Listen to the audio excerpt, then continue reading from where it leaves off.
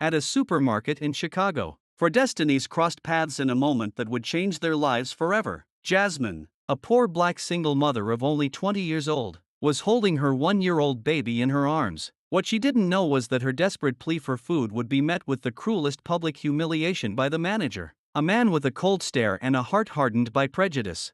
But fate had a surprise in store. Barack Obama, the former president, was at the supermarket. What Barack Obama did when he saw that injustice left everyone speechless and forever transformed the lives of Jasmine and her son. The clock read 7:37 p.m. when Jasmine Williams walked through the automatic doors of Elite Supermarket in Chicago. The cold air conditioning inside contrasted with the muggy summer night outside. In her trembling arms, her 1-year-old son Elijah slept peacefully. The baby's small body was wrapped in a thin blanket, one of the few belongings Jasmine still had from better days. Jasmine's eyes scanned the brightly lit store. Shelves full of food seemed to mock her. Her stomach ached. It wasn't the first time that week she had to choose between eating or saving what little money she had. The young 20-year-old mother had made up her mind. Today she needed to eat something, or she wouldn't have the strength to nurse her child the next morning.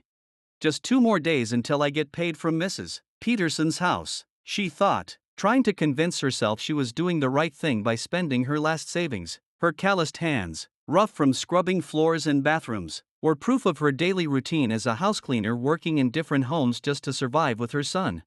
The baby stirred in her arms restlessly. Jasmine held him tighter against her chest, feeling his little heartbeat in sync with hers. Elijah was her world, her reason to keep fighting even when everything seemed to fall apart. "It's going to be okay, my love," she whispered to him, though she knew things were far from okay. Jasmine walked slowly down the aisles, mentally calculating every cent in the worn cloth bag slung over her shoulder. Just $27.45. All the money she had until the next paycheck. It wasn't much, but it had to be enough. A bag of rice, $5.99. A bag of beans, $7.50. Half a dozen eggs, $3.99. A pack of instant noodles, $1.29. She added it up in her head, lips moving silently as she walked. She couldn't go over $27.45. Every penny counted. In the fruit section, Jasmine allowed herself to dream for a moment. She picked up an apple, feeling its weight in her hand. Elijah needs fruit to grow strong, she thought. She looked at the price, $2.49 per pound. She hesitated but placed the apple in her small shopping basket. Maybe she could cut something else out. The baby woke up, his big brown eyes looking around with curiosity. He smiled at his mother, a toothless grin that brought tears to Jasmine's eyes. "One day I'll give you everything you deserve, my love," she silently promised, kissing her son's forehead. That was when she felt the first stare. A man in a well-tailored suit was watching her from the end of the aisle. It was Richard Collins, the manager of Elite Supermarket, known for his strictness and for treating customers differently based on their appearance or social class. Jasmine immediately lowered her gaze, a reflex learned from years of being made invisible by society. She quickened her pace, trying to finish her shopping as fast as possible. Her baby, sensing his mother's tension, began to whimper. "Shoo, it's okay," she murmured, rocking him gently, but the crying grew louder, echoing through the supermarket aisles. "Ma'am," the authoritative voice made Jasmine freeze. The manager approached with firm steps, his face twisted in a look of disdain. "If that child doesn't stop crying, I'll have to ask you to leave." Jasmine felt her face burn with shame. "Sorry, he's just hungry. I'm finishing up quickly." Richard Collins looked her up and down, taking in her simple clothes, her curly hair tied back in a messy bun, the patched-up bag. His eyes narrowed. "I'm watching you," he said in a low but threatening tone. A chill ran down Jasmine's spine. She knew that kind of treatment well. She knew what it meant to be judged before even saying a word. In another aisle of the same store, someone was discreetly watching the scene. Barack Obama, the former president, now 58 years old, was spending a few days in Chicago for community events. Dressed simply in a navy polo shirt and khakis, he managed to keep a low profile, though his distinctive presence still drew occasional glances. Barack had been selecting a few items when he heard the baby crying and the manager's harsh voice. Something about the scene made him stop and watch. There was something familiar in the young mother's posture, something that deeply touched his memories of community organizing in Chicago's South Side. Meanwhile, Jasmine continued her small journey through the store, now with Elijah awake and fussy. The baby stretched out his arms, wanting to grab everything he saw. She tried to soothe him with sweet words, but her own stomach was growling, and weakness made it hard even to hold him. Passing through the dairy section, her eyes landed on a small yogurt cup. Elijah loved yogurt on the rare occasions she could buy it. He devoured it with such joy that it filled Jasmine's heart with happiness. But the yogurt cost $1.99. It didn't fit in her tight budget. Another day, my love, she whispered to him, pulling herself away from the temptation. The weakness was getting worse. Jasmine hadn't eaten anything substantial in 2 days, surviving on stale bread and black coffee. She breastfed Elijah every day, which drained her energy. She suddenly felt dizzy and had to lean on a shelf to avoid collapsing. That was when the manager reappeared, now accompanied by a security guard. "Ma'am, are you all right?" The question sounded insincere, laced with suspicion rather than concern. "Yes, just a little tired," Jasmine replied, straightening up. The manager muttered, his eyes scanning the small shopping basket she carried. "Doesn't look like you're buying much. Are you sure you can pay for this?" The question hit Jasmine like a slap. She felt her blood boil, but years of silent suffering had taught her to swallow her pride. "Yes, sir, I have enough," she answered softly, trying to hide her trembling hands. The manager smirked, a cold expression that never reached his eyes. "Well, I hope so. We've had problems with people like you before." People like you. The words hung in the air, their meaning crystal clear. Because she was young, because she was black, because she was poor. Jasmine held Elijah even closer to her chest, as if she could shield him from the cruel words. The baby, sensing his mother's distress, began crying again, this time louder. "Could you please control your child?" the manager snapped, loud enough for other nearby customers to hear. "This is a respectable establishment." Jasmine felt all eyes on her. The humiliation burned more than the hunger. "I'm trying, sir. He's just hungry." "Then maybe you should feed him before coming in here and disturbing our customers," the manager interrupted. "Or better yet, maybe you should shop somewhere more appropriate for your situation." The words were like knives to her heart. Jasmine looked around, seeing a mix of pity and judgment in the eyes of the other customers. No one offered to help. No one said a word in her defense. Elijah's cries grew louder, echoing through the supermarket. Jasmine tried to soothe him, but her own emotions were spiraling out of control. A tear slipped down her cheek. "I'm sorry," she whispered, unsure if she was apologizing to her son, the manager, or the world that seemed so determined to crush her spirit. The manager crossed his arms, a smug smile on his face. "Look, I don't want any trouble here. Why don't you just put those items back, and we'll forget this ever happened?" "But I need this food," Jasmine said, her voice barely more than a whisper. "I have the money, please." "The money?" the manager laughed, a cold, cruel sound. "Then show me." With trembling hands, Jasmine opened her worn-out purse and pulled out a small plastic bag containing her money. Some crumpled bills and a few coins. $27.45 exactly. Her entire fortune. The manager gave the money a quick glance and sneered. "That's barely enough for what you grabbed. And besides," he lowered his voice, leaning in closer, "how do I know you didn't get that money through questionable means?" The accusation hung in the air, poisonous and deliberate. Jasmine felt like she had been punched in the stomach. "What?" "No, I earned this cleaning houses. I work hard for every dollar." "Oh, I'm sure you do," the manager replied, his voice dripping with sarcasm. "Look, I'm going to have to ask you to leave now. We can't have people like you disturbing our real customers." People like you. The phrase hit like a curse, branding her as something less than human. "Please," Jasmine begged, desperation rising in her voice. "I can put some things back. I just need enough food to feed my baby. I haven't eaten in 2 days so I can keep breastfeeding." Something flickered in the manager's eyes, a flash of humanity quickly extinguished. "Not my problem," he said coldly. "Security will walk you out." The security guard, a large man with a blank expression, stepped forward. "Ma'am, please come with me." Jasmine froze, unable to believe what was happening. In her arms, Elijah kept crying, his little face red with anguish, as if he somehow understood the injustice happening to his mother.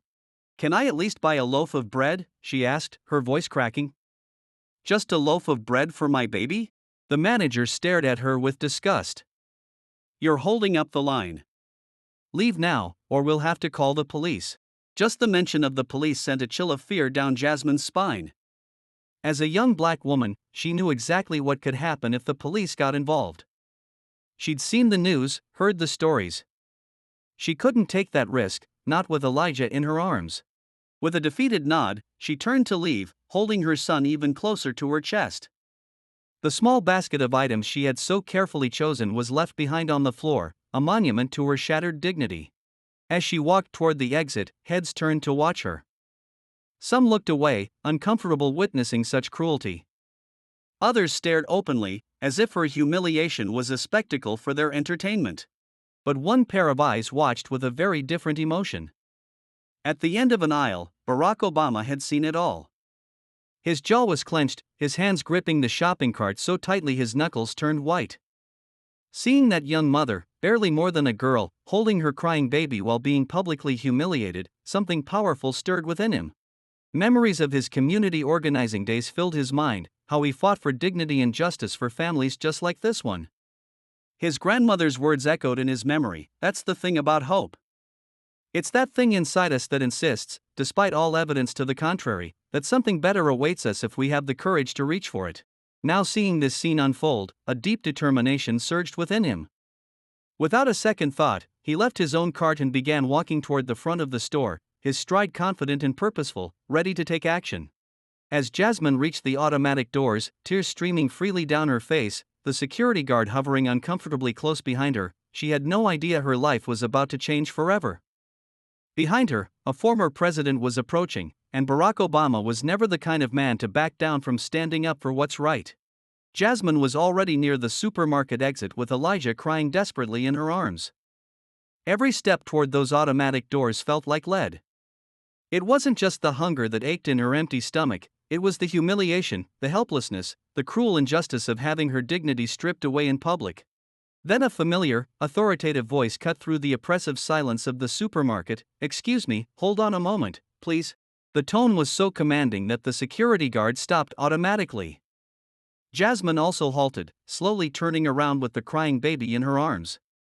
Her eyes widened at the sight of the man approaching with determined steps. He was tall with a distinctive presence that seemed to fill the entire space. Despite being dressed casually, there was something unmistakably presidential about him. Barack Obama walked straight up to Jasmine, completely ignoring the security guard. When he spoke, his voice was gentle, contrasting with the authority he had shown seconds earlier. "Are you and your baby okay?" he asked, his eyes filled with genuine concern. Jasmine, stunned by the sudden intervention, simply shook her head, unable to form words. Elijah kept crying, small sobs shaking his fragile little body. Barack looked at the baby and then back at Jasmine, noticing the paleness of her face, the sunken eyes, the clear signs of malnutrition. "You need help, don't you?" Barack asked, though it sounded more like a statement than a question. Before Jasmine could answer, the manager, Richard Collins, appeared. His face became a mask of fake cordiality upon recognizing the former president. "President Obama. What an honor to have you in our store," he exclaimed, his voice syrupy and artificial. "I hope you're finding everything you need. If there's anything I can do." "Actually, there is," Barack interrupted, his tone polite but firm. "I'd like to understand why this young mother is being escorted out of your establishment." The manager's smile faltered slightly. "Oh, that. It's just a routine matter. She was disturbing the other customers." Barack raised an eyebrow, his piercing gaze fixed on the manager's face. "Disturbing in what way exactly?"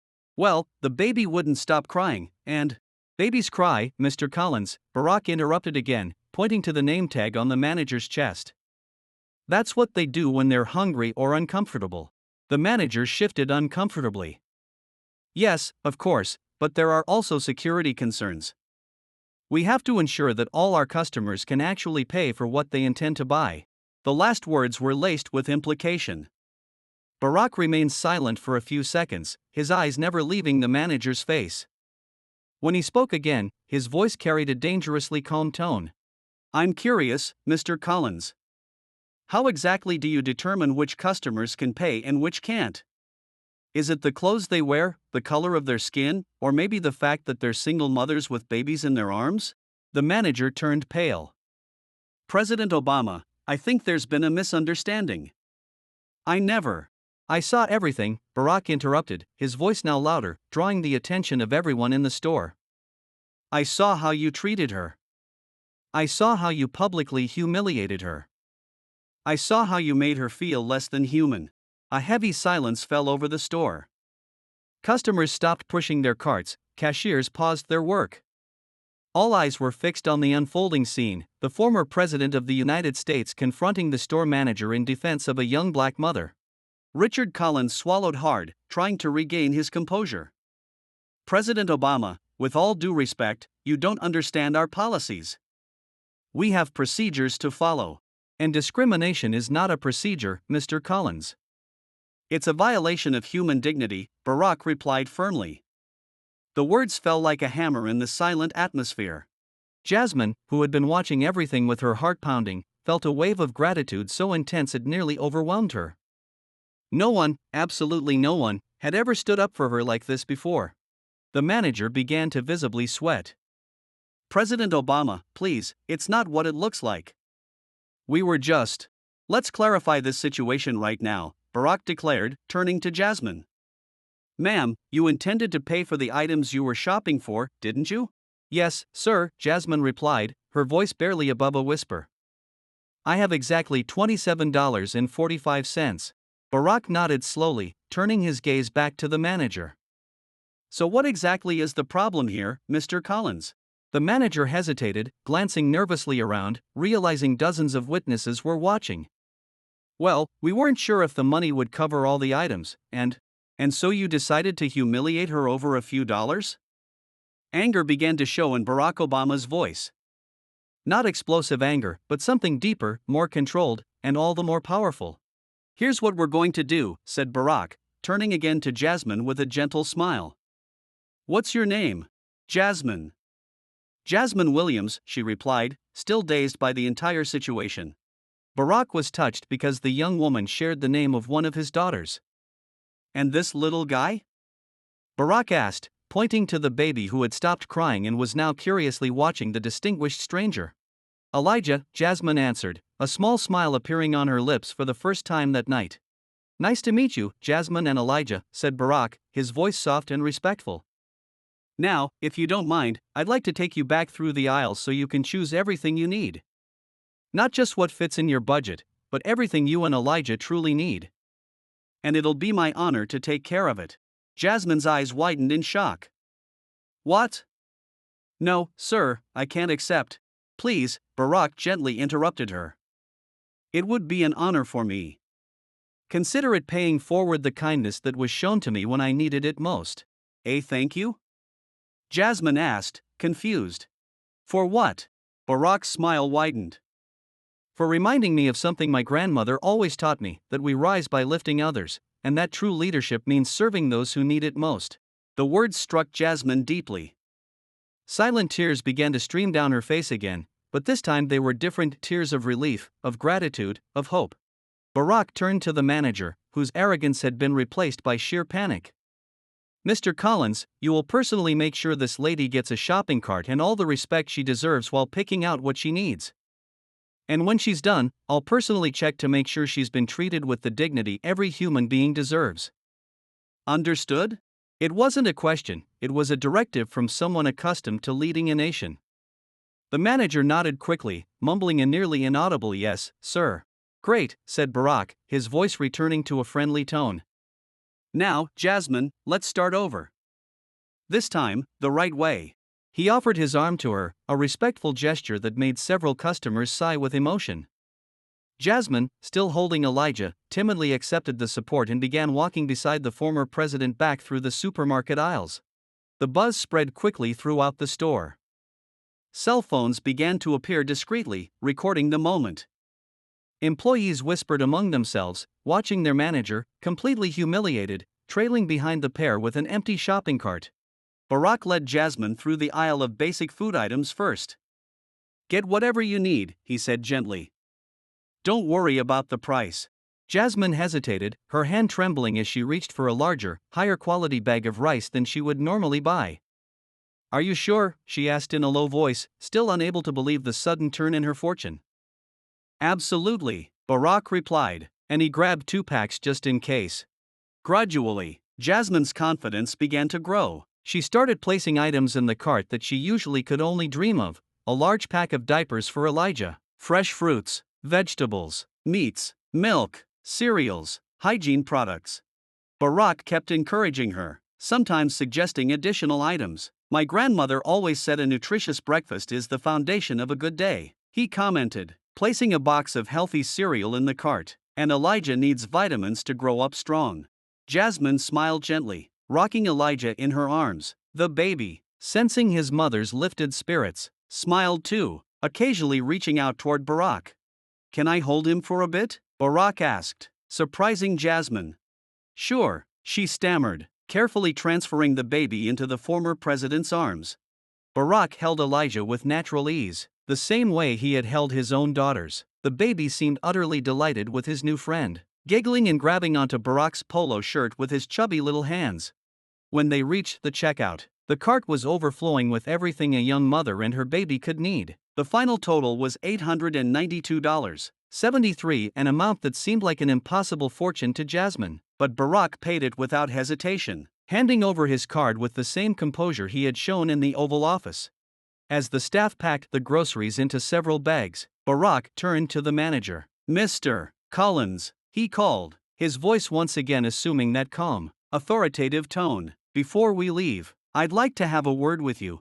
The conversation was brief but effective. When they returned, the manager approached Jasmine, his eyes downcast.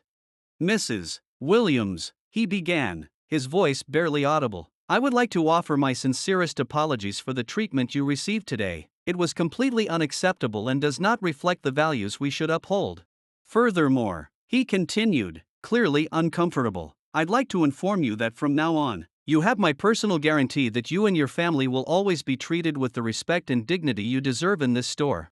When all the groceries were packed, Barack asked Jasmine, "How did you get here?" "By bus," she replied shyly.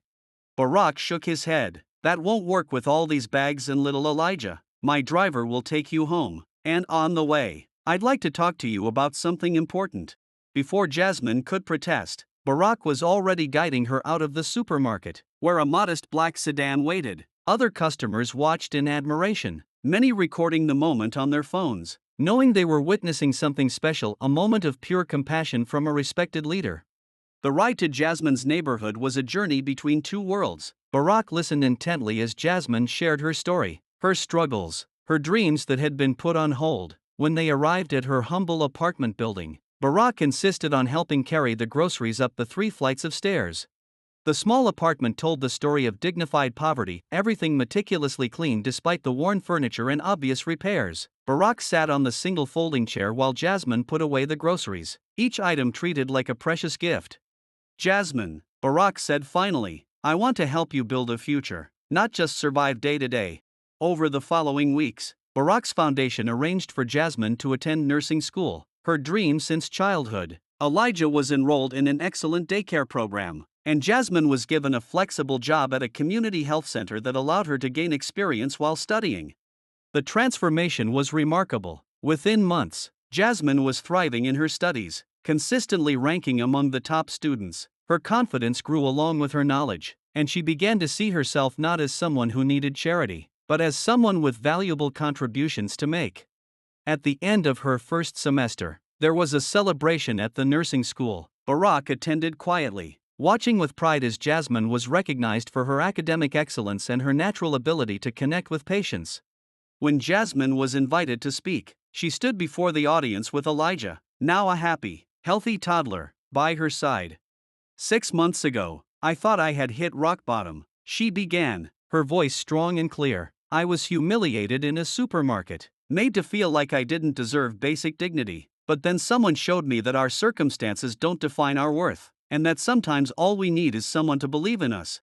She looked at Barack, who was watching with the quiet satisfaction of someone who understood that true leadership meant empowering others to find their own strength. "Today, I'm not just studying to become a nurse," Jasmine continued. I'm learning to be the kind of person who lifts others up, just as I was lifted up when I needed it most. The audience erupted in applause, but Barack's smile was the only approval Jasmine needed. In that moment, she knew that the scared young woman who had been escorted out of a supermarket had been transformed into someone with the power to transform others. As Barack often said, change will not come if we wait for some other person or some other time. We are the ones we've been waiting for. We are the change that we seek. And in Jasmine Williams, that change had found its voice.